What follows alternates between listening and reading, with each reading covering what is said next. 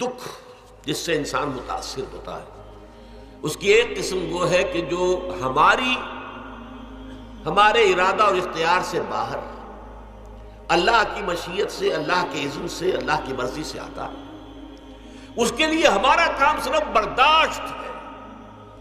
جو شے بھی ہمیں برداشت کی صلاحیت عطا کر دے وہی اس کا علاج ہے۔ جیسے آپ کو معلوم ہے کہ بخار بہت تیز چڑھا ہوا ہے، اس کی دوا نہیں ہے اسپرین یا کوئی اور پیراسیٹامول، بخار کی شدت کو کم کر دے، وہ کوئی علاج نہیں ہے۔ علاج تو ہوگا اگر معلوم ہو کہ کون سے جراثیم ہے، کس کی وجہ سے ہے، اس کا صحیح اینٹی بائیوٹک کون سا ہے، وہ علاج ہوگا۔ یہ علاج نہیں ہے، لیکن اس کی شدت کی کمی اور اس کے اندر جو احساس ہے جھیل جانے کا، وہ انسان کے لیے آسان ہو جاتا ہے۔ یہی مضمون آیا ہے سورہ حدید میں بھی، ما اصاب من مصیبت فی الارض ولا فی انفسکم، یہاں کھول دیا اس مضمون کو۔ میں نے عرض کیا تھا نا کہ یہ آفت سماوی بڑے پیمانے پر بھی ہو سکتی ہے، زمین میں یعنی زلزلہ آ گیا، فلڈ آ گیا، طوفان آ گیا، ولا فی انفسکم، خاص تمہاری جان میں، تمہیں بخار ہو گیا، تمہیں ٹی بی لگ گئی، تمہیں کوئی اور بیماری آ گئی، تمہیں کینسر ہو گیا، معاذ اللہ ہوتا ہے، آخر ہوتا ہے دنیا میں، انسانی زندگی کے ساتھ یہ ساری چیزیں لگی ہوئی ہیں۔ لیکن یہ چیزیں ما اصاب من مصیبت فی الارض ولا فی انفسکم، نہیں پڑتی تم پر کوئی پڑنے والی کوئی مصیبت، کوئی تکلیف، نہ پوری زمین میں بڑے پیمانے پر، نہ تمہاری جانوں میں انفرادی سطح پر، الا فی کتاب من قبل ان نبراہا، مگر یہ کہ وہ تو ایک کتاب میں، کتاب اللہ کے علم کی کتاب، ام الکتاب، اس میں پہلے سے درج موجود ہے۔ یہ الٹ اپ نہیں ہو گیا، یہ اچانک نہیں ہو گیا۔ آپ اچانک سمجھتے ہیں کہ صاحب میں تو جا رہا تھا، اچانک ٹرک نے آ کے مجھے دھکا مار دیا۔ اچانک کوئی شے یہاں نہیں ہوتی، اس کائنات میں پتہ تک نہیں ہلتا جب تک کہ اس نے رب نہ ہو۔ اچانک کا کیا سوال؟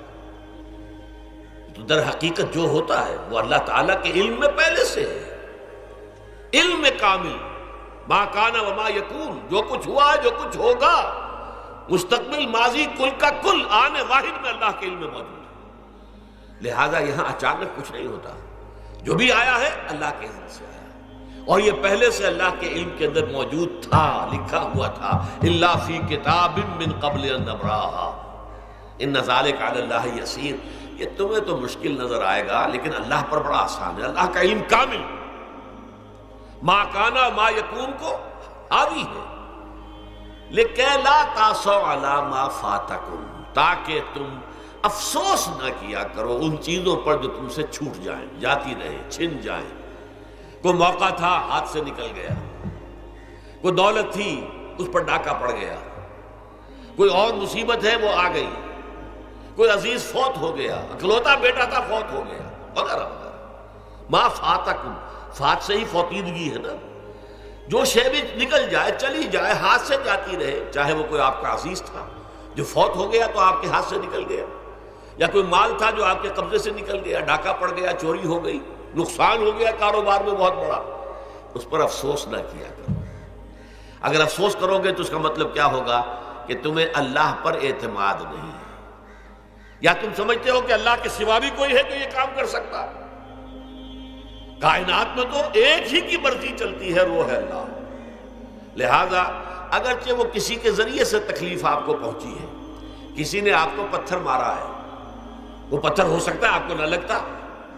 لگ گیا ہے تو اللہ کے فیصلے سے لگا ہے، اس کا باپ بھی نہیں پتھر مار سکتا آپ کو اگر اللہ کا اذن نہ ہو۔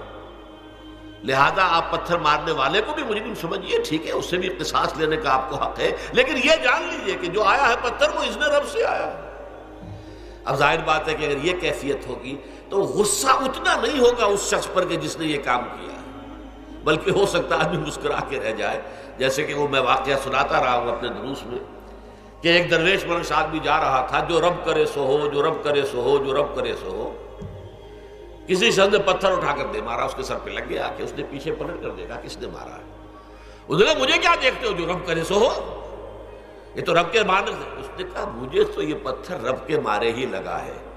لیکن میں دیکھ یہ رہا تھا بیچ میں کس کا منہ کالا ہو گیا، اپنے لیے کس نے ایک گناہ کما لیا، اپنے لیے کس نے ایک مصیبت جو ہے وہ مول لے لی، وہ بیچ میں تم آ گئے ہو، پتھر اللہ کی طرف سے آیا، لیکن اس کا عذاب، اس کا وبال تم پر آ جائے گا۔ بہرحال یہ تو میں نے عرض کیا آپ کے سامنے، وہ چیزیں کہ جو آ جاتی ہیں، وہ تکالیف و مصائب جو اللہ کی طرف سے من جانب اللہ ہے،